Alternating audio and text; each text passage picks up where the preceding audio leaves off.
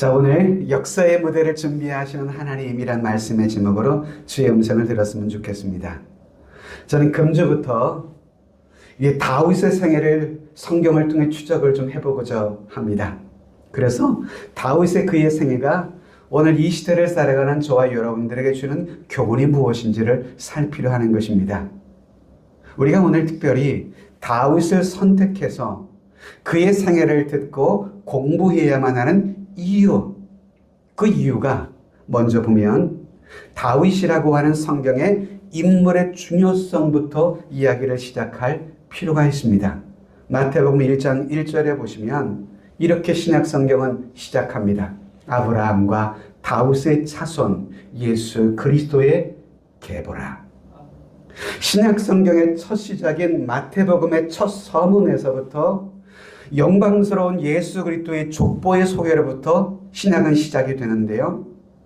저자 이 마태는 여기서 예수 그리스도의 족보를 소개하면서 누구의 자손이라고 예수님을 소개하고 있습니까? 아브라함과 다윗의 자손으로 소개하고 있습니다. 또 이사야 11장에 가보시면 이사야서의 예언에서 이런 말씀이 나오죠. 이새의 줄기에서 한 싹이 나며 그 뿌리에서 한 가지가 나서 결실할 것이요. 여러분 여기서 이새의 줄기라고 이야기하는데 줄기는 족보를 이야기하는 것이에요. 이새는 사람의 이름인데 이새는 누굴까요? 바로 다윗의 아버지의 이름입니다. 즉 여러분 다윗의 아버지 그의 가문과 그의 후손을 통해서 이후에 영광스러운 한 싹과 뿌리가 나올 것이라고 이사야는 예고하고 있습니다. 즉 모든 사람들이 주목할 만한 인물이 다윗의 후손을 통해서 탄생할 것이라 라고 하는 성경의 예언을 우린 보게 되죠. 이것은 이뿐만 아닙니다. 예레미야 23장에도 보시면 예레미야 예언입니다. 여호와의 말씀이니라. 보라 때가 이르리니 내가 다윗에게 한 의로운 가지를 일으킬 것이라 라고 말씀하셨어요. 때가 이르면 다윗의 후손을 통해서 한 의로운 가지, 이 가지라는 것은 인물을 의미하는 것입니다. 한 의로운 인물을 일으킬 것이라. 즉 이 말은 다윗의 혈통과 후손을 통해서 영광스러운 메시아가 이 땅에 오실 것이다 라고 하는 예고가 아닐 수가 없죠. 이뿐만일까요? 누가복음에 와보면 가브리엘 천사가 예수님의 어머니였던 마리아에게 찾아와서 이런 수태고지를 하지 않습니까? 그가 큰 자가 되고 지극히 높으신 이 아들이라 일컬어질 것이요 그 조상 주 하나님께서 그 조상 다윗의 왕위를 그에게 주시리니 라고 말씀하셨어요. 자, 여러분 이스라엘 민족들은요 그들의 역사를 통해서 가장 영광스러운 왕, 가장 위대한 왕을 꼽으라 라고 말을 하게 되면 그들이 항상 꼽는 첫 번째 퍼스트 킹은 누구냐? 바로 다윗입니다. 킹 데이빗, 다윗 왕이에요. 물론 솔로몬도 위대한 왕이긴 해요. 그러나 우리가 알듯이 솔로몬의 말년은 그렇게 아름답지 못한 것으로 끝이 납니다. 그래서일까요? 이스라엘 백성들에게 있어서 가장 영광스러운 임금, 성군, 최고의 영웅은 바로 다윗 왕입니다.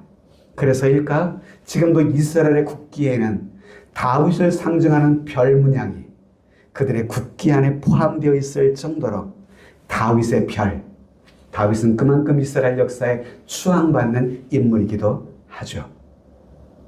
자, 이러한 영광스러운 다윗의 왕위를 계승하고 또한 이스라엘 민족이 이루지 못했던 통일왕국의 이 꿈, 하나님이 친히 통치하시는 신정국가의 거룩한 꿈을 이루실 분으로 성경은 누구를 소개하는가 하면 예수 그리스도를 소개해 주고 있습니다.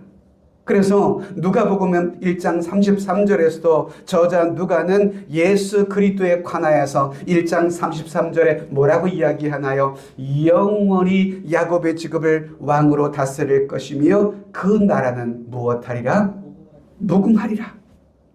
즉 다윗의 나라, 그의 후손인 예수 그리스도의 나라는 영원 무궁할 것이라고 예고하고 있는 것입니다. 또한 누가복음 2장 11절에 가보시면 예수님께서 탄생하시던 그 거룩한 밤, 그날 천사가 와서 이렇게 선포합니다. 오늘 다윗의 동네에 너희를 위한 구주가 나셨으니 곧 그리스도 주시니라. 우리 주님이 되시는 예수 그리스도는 다윗의 동네에 탄생할 것이라 라고 말씀하고 계세요. 여기서 말하는 다윗의 동네란 어디를 가리키는 말일까요? 다윗의 동네는 바로 베들레헴입니다. 이 베들레헴은 다윗의 고향이기도 하지만 동시에 예수 그리스도의 고향이기도 하죠. 이처럼 우린 다윗의 생애를 통해서 누구를 보게 되는가 하면 예수 그리스도의 생애가 함께 겹쳐져 있음을 보게 됩니다. 이후에 성경의 가장 마지막 책인 요한계시록의 가장 마지막 책에서 저자 요한은 하나님의 그 모든 놀라운 계시를 다 전달한 후 그리고 마지막으로 이렇게 선포하고 있는데요. 같이 한번 읽어볼까요? 나 예수는 교회들을 위하여 내 사자들을 보내어 이것들을 너희에게 증언하게 하였노라. 나는 다윗의 뿌리요 자손이니 곧 광명한 새벽별이라 하시더라. 모든 계시의 주인이신 우리 주님이 친히 말씀하시기를 자신을 가리켜 누구라고 말씀하세요? 나는 다윗의 뿌리요 그리고 그의 자손이니 곧 광명한 새벽별이라 하셨습니다. 주 예수님 자신 스스로를 가리켜서 다윗의 뿌리, 소위 다윗의 후손, 자손이라고 말씀하고 계시는 거예요. 이처럼 세상을 구원하실 우리의 구세주로 이 세상에 오시도록 하나님이 친히 준비하셨던 분이 누구시냐? 바로 예수 그리스도십니다. 그리고 이런 인류 구속의 일을 위해 앞서 하나님이 친히 역사의 무대에 준비하셨던 사람, 그가 누구냐? 다윗이에요. 즉 주님이 이 땅에 오시도록 하기 위해서 그의 앞길을 미리 예비하도록 준비된 사람, 쓰여졌던 사람, 그가 바로 다윗이었습니다. 즉 다윗은 장차 오실 예수 그리스도의 모형 혹은 그림자로 성경의 곳곳에 등장하고 있습니다. 다윗, 그는 평범한 사람 중에서 선택을 받아 쓰임받았던 겸허하며 서민적 지도자 중에 한 사람이었습니다. 이러한 믿음의 사람 다윗에 대해서 사도행전 13장에 가보시면 그의 닉네임을 성경 기자는 이렇게 기록하고 있는데요. 다윗을 왕으로 세우시고 증언하여 이르시되 내가 이새의 아들 다윗을 만나니 내 마음에 어떤 사람이라? 맞는 사람이라. 개역 개정판에는 맞는, 이전 개역 성경에는 합한, 동일한 의미와 뜻을 가진 단어입니다마는 하나님께서는 다윗을 왕으로 세우시고는 그를 가리켜 말하기를 내가 다윗을 만나니 내 마음에 꼭 맞는 사람이야, 내 마음에 합한 사람이야 라고 하셨다는 거예요. 여러분, 이 말은 성경에 등장하는 수많은 믿음의 영들 중에 그 누구에게도 불리워지지 않았던 유일하고 영광스러운 호칭, 그것이 다윗에게 사용되고 있습니다. 하나님의 마음에 맞는 사람, 다윗. 전 오늘 다윗을 우리가 함께 말씀을 들으면서 우리 또한 다윗과 같은 이러한 삶을 꿈꾸게 될 수 있기를 주님의 이름으로 축복합니다. 우리가 예수를 믿고 참으로 하나님의 자녀가 되었다고 한다면 우리 또한 다윗과 같은 이러한 삶을 살아가기를 열망해야만 하지 않을까요? 그래서 오늘 우리는 여기에서 다윗의 삶을 공부해야 할 중요하고 충분한 이유를 배울 수가 있게 되는 것입니다. 자, 그래서 먼저 우리는 다윗이 어떻게 하나님 앞에 부름을 받았는지, 한 민족의 지도자로서, 역사의 지도자로서 그가 어떠한 역사의 무대 위에 등장하였는지, 하나님께서 다윗을 부르신 그의 역사적인 맥락을 살펴볼 필요가 있다고 생각합니다. 어떤 환경, 어떤 상황 속에서 하나님께서는 다윗을 그 역사의 무대 위에 등장시켰는지를 우리는 생각해 보려고 하는데요. 그러기 위해서 우리가 먼저 살펴볼 것은 다윗에 앞서서 먼저 이스라엘의 초대 왕으로 세워진 사울의 생애를 살펴볼 필요가 있습니다. 왜 사울의 먼저를 살펴보아야만 하느냐? 그 이유는 사울이 무대 위에서 퇴장하기 시작하면서 그때 등장한 사람이 누구냐 하면 다윗이었거든요. 하나님이 사울을 버리시면서부터 역사의 그 빈 무대 위에 다윗이 등장하기 시작했거든요. 그래서 우리는 사울을 생각해 볼 필요가 먼저 있는 것입니다. 그래서 먼저 질문할 것은, 먼저 왜 하나님께서는 사울을 버리셔야만 했을까라고 하는 것입니다. 여러분, 사울 왕이 이스라엘의 왕이 되기 전에 그 이스라엘 나라는 원래 하나님이 친히 통치하시는 정치 체제를 가진 나라였어요. 이름하여 그 나라는 소위 신정 국가입니다. 하나님이 왕이 되시는 나라. 그래서 그 나라에는 왕이 없었던 그런 신정 국가였었거든요. 그런데 이스라엘 백성들이 가만히 주변의 국가들을 살펴보니까 다른 나라는 다 왕이 있는 거예요. 자신들만 왕이 없어요. 그래서 그들은 왕을 달라고 당시 선지자였던 사무엘에게 요구하기 시작합니다. 근데 사실요, 이스라엘 민족들에게 있어서 눈엔 보이진 않지만 가장 영광스럽고 위대한 왕이 누구였습니까? 하나님 자신이었잖아요. 인간 왕과 그 전능하신 왕 되신 하나님과 감히 어떻게 비교할 수가 있겠습니까? 그러나 이스라엘 백성들은 그 하나님이 자신들의 눈에 보이지 않는다는 이유로 눈으로 볼 수 있는 인간 왕을 세워달라고 요구하기 시작한 것입니다. 이런 백성들의 요구 앞에 결국 하나님은 허락하십니다.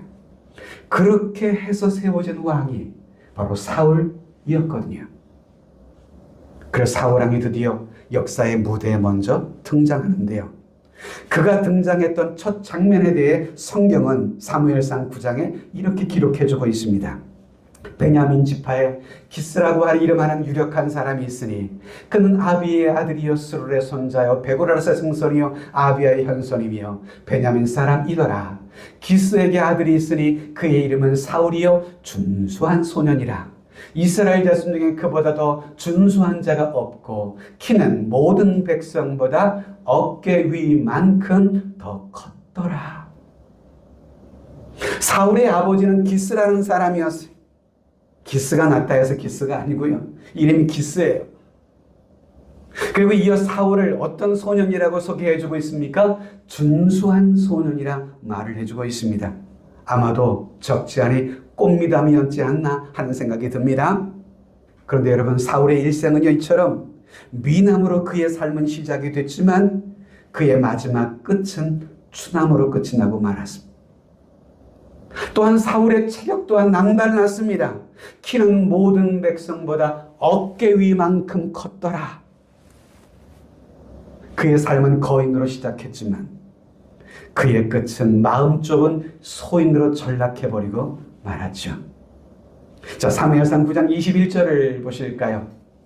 사울이 대답하여 이르되 나는 이스라엘 지파의 가장 작은 지파 베냐민 사람이 아니니까 또 나의 가족은 베냐민 전법 지파 모든 가족 중에 가장 미약하지 아니하니까 당신이 어찌하여 내게 이같이 말씀하시나이까 하니. 자, 이 말씀 뭐냐 하면 백성들이 사무엘에게 왕을 요구했습니다. 그래서 사무엘은 사울을 찾아가서 그를 왕으로 선택합니다. 그때에 그 선택된 사울이 그거에 대해서 답변하는 장면이 이 말씀이었거든요. 한마디로 사울의 말을 한마디로 정리하면 선지자님, 저는 왕 될 자격이 없는 사람이에요. 저는 지극히 작고 미약한 사람이 아닙니까? 그런 제가 어찌 감히 왕이 될 수 있다는 말입니까? 천부당 만부당한 말씀입니다. 이렇게 말하고 있는 거예요, 사울이. 이렇듯 사울의 처음은요, 겸손하고 겸허한 자세로 그의 삶은 시작됐습니다. 그러나 그의 마지막은 어떠했나요?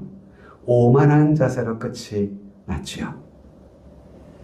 자, 그런데 그러면 하나님은 이렇듯 좋게 시작했던 이 사울을 왜 역사의 무대에서 버리셨을까 하는 것입니다.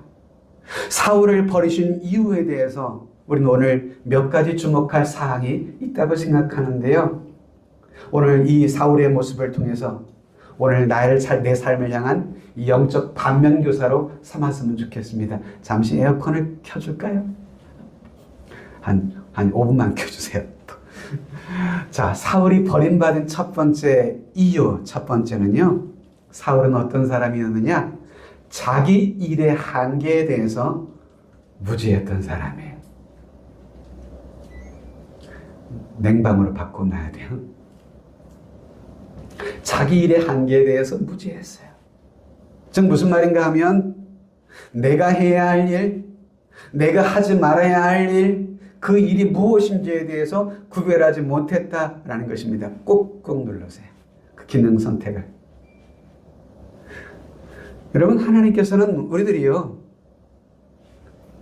내게 주신 은사가 무엇인지, 내게 주신 지금이 무엇인지, 그래서 내게 맡겨주신 자리에서 그렇게 그 일을 감당하길 원하시는 거예요. 그래서 바울은 로마서 12장에서 우리에게 이렇게 말씀하고 계시잖아요. 같이 한번 읽어보실래요? 시작. 우리에게 주신 은혜대로 받은 은사가 각각 다르니 혹 예언이면 믿음의 분수대로, 혹 섬기는 일이면 섬기는 일로, 혹 가르치는 자면 가르치는 일로. 믿음의 분수를 따라 행하며 섬기라고 말씀하고 계시는 거죠. 자, 여러분, 우리 교회에서도 마찬가지고요. 온 사회에서도 마찬가지예요. 인간관계의 수많은 분란의 많은 원인 중에 하나가 뭔지 아세요? 자기의 분수를 뛰어넘는 일을 할 때 문제가 발생하기 시작합니다.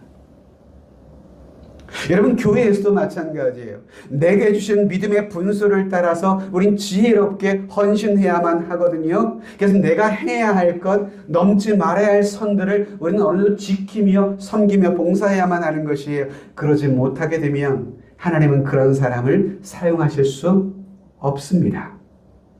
이에 대한 신뢰가 바로 사울 왕이었다는 거예요. 그 사무엘상 13장 8절 이하를 보시면 그의 모습이 이렇게 등장하는데요.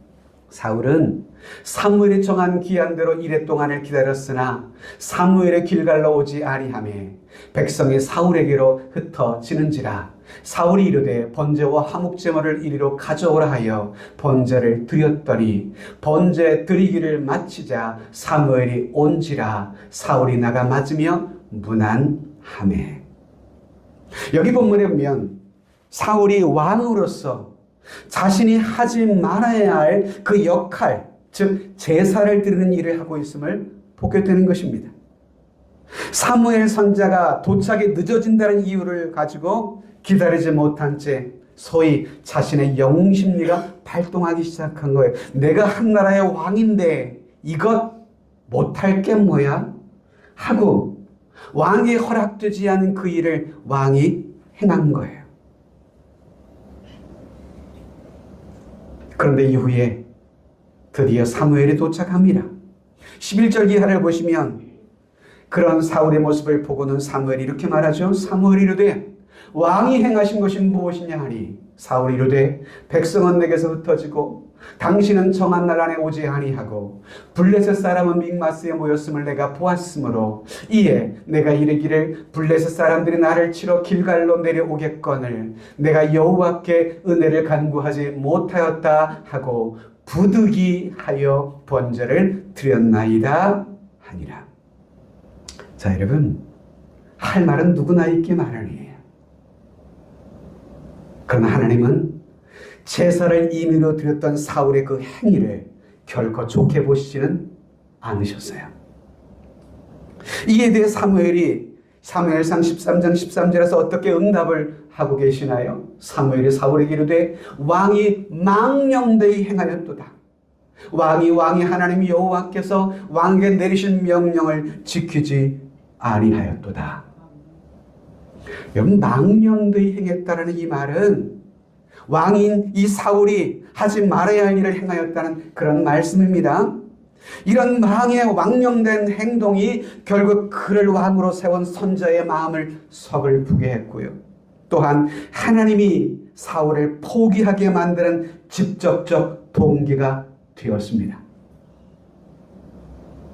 그가 소명 없는 일을 행하였을 때, 그가 부르지 않은 일을 행하였을 때 이것을 하나님이 싫어하시는 사건임을 우리가 보게 되는 것이죠. 그래서 우리들 또한 여러분, 하나님께서 내게 맡겨주신 직무와 은사를 잘 분별하고 헌신할 수 있어야만 하는 것입니다. 분수를 넘는 일들에 대해서 우린 주의를 기울일 필요가 우리 사울의 사례를 통해서 있음을 보게 되는 것이죠. 자, 두 번째, 사울이 버림받은 이유는 사울은 하나님의 말씀을 가벼이 여기고 그래서 결국 불순종합니다. 15장 1절로 3절을 보실까요? 사무엘이 사울에게 이르되 여호와께서 나를 보내어 왕에게 기름을 부어 그의 백성 이스라엘 위에 왕으로 삼으셨은즉 이제 왕은 여호와의 말씀을 들으소서. 만군의 여호와께서 이같이 말씀하시기를 아말렉이 이스라엘에게 행한 일 곧 애굽에서 나올 때에 길에서 대적한 일로 내가 그들을 벌하노니 지금 가서 아말렉을 쳐서 그들의 모든 소유를 남기지 말고 진멸하되 남녀와 소아와 젖먹는 아이와 우양과 낙태와 나귀를 죽이랴 하셨나이다 라고 사무엘이 이야기합니다. 이 말씀은요, 사무엘이 사울에게 전했던 하나님의 말씀이거든요. 여러분, 이 말씀을 주목해 보시면요, 하나님께서는 아말렉을 진멸할 때 아주 완전히 진멸하라고 말씀하셨어요. 남녀노소 가축 짐승 할 것 없이 완전히 죽이라고 하셨어요. 그런데 이런 하나님의 명령에 대해 사울은 어떻게 이 말씀을 다루고 있는가를 주목하고 확인해 봅시다. 사울은 그 하나님의 말씀을 따라 전쟁에 참전했습니다. 그리고 아말렉과의 전쟁에서 큰 승리를 거두긴 했습니다. 그런데 그 후가 문제예요. 사무엘상 15장 9절을 보면 사울과 백성이 아각과 그의 양과 소의 가장 좋은 것 또는 기름엿것과 어린 양과 모든 좋은 것을 남기고 진멸하기를 즐겨 아니하고 가치 없고 하찮은 것은 진멸하니라. 사울이 어떻게 했다고요? 하나님의 말씀 앞에 순종했나요? 불순종했어요. 모조리 진멸하라고 하시는 하나님의 명령 앞에 불순종했어요. 다 없애지 않았어요. 우리는 여기서 사울의 모습을 보게 됩니다. 어떤 모습일까요? 분명히 그에게 말씀하신 하나님의 말씀을 그는 가벼이 여긴다는 것입니다. 순종하는 것 같은데 온전히 순종하지를 않습니다. 여러분 기억할 것은요, 반순종하는 것은요, 불순종하는 거예요. 제가 잘못 쳤는데 불순종이 아니라 순종이에요. 반순종은요, 순종이 아니에요. 우리 사람의 생각에는 그래도 이만큼이라도 순종했잖아요. 아니요. 순종 안 한 겁니다. 그런 사울에 대해 사무엘은 몹시 분노했습니다. 그리고 15장 17절 이하에 사울에게 사무엘은 이렇게 하나님의 말씀을 전합니다. 사무엘이 이르되 왕이 스스로 작게 여길 그때에 이스라엘 지파의 머리가 되지 아니하셨나이까.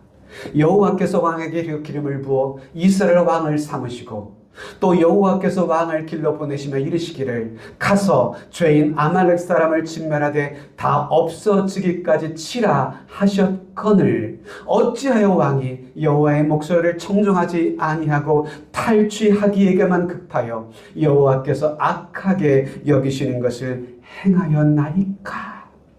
이것은 사울의 이런 모습에 대해서 안타까운 마음으로 책망하는 사무엘의 마음을 엿보게 되는 것입니다. 그래서 이 사건과 관련해서 이어지는 사무엘에 남긴 유명한 영적 교훈, 우리가 너무도 잘 아는 말씀이 이어지게 되죠. 그래서 22절을 보시면 사무엘이 이르되 여호와께서 번제와 다른 제사를 그의 목소리를 청종하는 것을 좋아하심 같이 좋아하시겠나이까.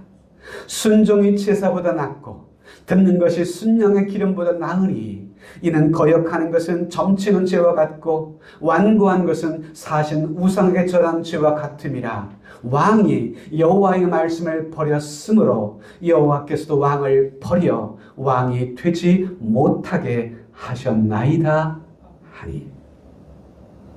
순종이 제사보다 낫다는 이 유명한 말씀, 바로 여기에 나오는 말씀이에요. 여기서 우리는 사울이 하나님 앞에 불순종하는 범죄를 저지르고 있음을 분명히 찾아보게 되는 것입니다. 성경에서 하나님이 그토록 싫어하는 범죄 중에 하나가 무엇이에요? 불순종이에요. 인간의 원죄의 근원이 아담과 하와의 불순종에 있었잖아요. 인간을 타락시킨 범죄의 원인이 불순종 때문이었잖아요. 선악을 알게 하는 저 나무의 과실만큼은 절대 따먹지 말아라. 그것을 먹는 날에는 정령 죽으리라 하셨잖아요. 근데 따먹었고 말았어요.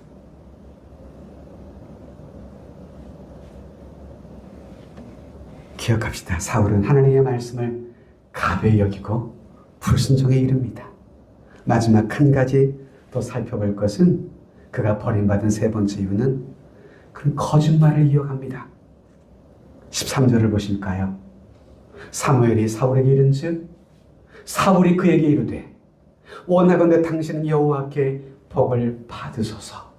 내가 여호와의 명령을 행하였나이다. 지금 사울이요, 아말렉과의 전쟁에서 승리한 이후에 사무엘의 이후에 오니까 뭐라고 말을 해요? 내가 여호와의 명령을 행했대요. 이 말이 진실일까요? 거짓일까요? 일면 맞고 일면 거짓말이에요. 실상은 거짓말이에요. 그는 불순종에 머물지 않고 거짓의 범죄까지 또 이어갑니다. 그런데 그는 이 거짓의 범죄에 토하여 또 다른 범죄를 또 이어가고 있어요. 우린 여기서 알 수 있는 중요한 진리가 있어요. 죄는 또 다른 죄를 낳게 한다. 거짓은 또 다른 거짓을 이어가게 한다는 것입니다. 그래서 여러분, 거짓말하는 습관을 가진 사람은요, 성령님의 능력으로 빨리 끊으시기 바랍니다. 마귀는요, 거짓의 영이거든요. 우리를 속이거든요. 하나님의 성령으로 인도함을 받지 않는 영혼들은요, 거짓의 영, 어둠의 영에 결국 지배를 받아요. 거짓말을 밥 먹듯이 하잖아요. 저 신천지 같은 사람들은요, 거짓을 밥 먹듯이 해요. 눈 하나 끔찍하지 않고 거짓말해요. 거짓말은 또 다른 종류의 사람들 가운데 전 정치인들이라고 생각해요. 얼마나 거짓말 잘하는지. 선거를 앞두고는 다 국민 섬기겠다고 무릎을 막 머리를 조아리며 하던 사람들이 4년 동안 눈에 콧배기도 안 떠요. 뭐 하는지. 여나 야나 똑같습니다. 자, 사무엘상 15장 20절 이하를 또 볼까요?